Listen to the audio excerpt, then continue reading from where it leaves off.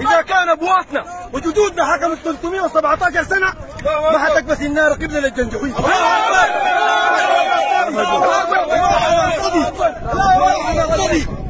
اكبر عشان الناس تقول على بينا احنا والله السودان ده ما حنقدر انه يوتى من قبلنا. الله اكبر بس النار ما بيوتى. الله اكبر والجنجويد يكونوا عارفين والبيش يسمع كلام ده كويس. يا البيش هو يفتح عينيك يا البيش يفتح عينيك انت والمعاك لانه النار دي محميه بالرجال.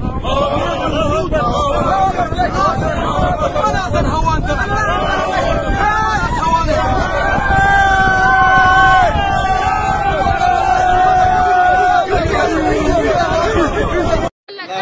سيادتنا عند الكريم صداقتنا جيبنا يا سيادة يا ناس البيت السلام عليكم.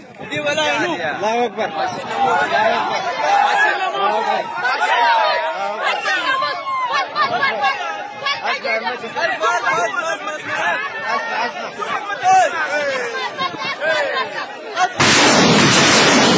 جيش واحد شعب واحد، جيش واحد شعب واحد، جيش واحد شعب واحد، جيش واحد شعب واحد.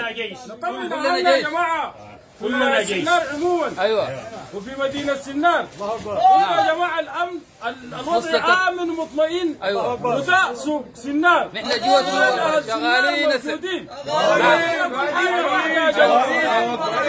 سنار ما سقطت أخلاق الناس اللي عملوا الإشاعة. سقطت أخلاق الناس الجايين عشان يشفشفوا حاجات الناس. أعرفوا حاجة واحدة سنار دي عصية جدا. الله أكبر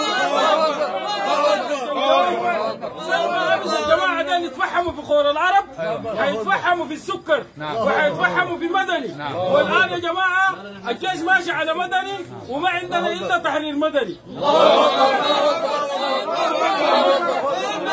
بتكون هي المقبرة مقبرة الجنجويد.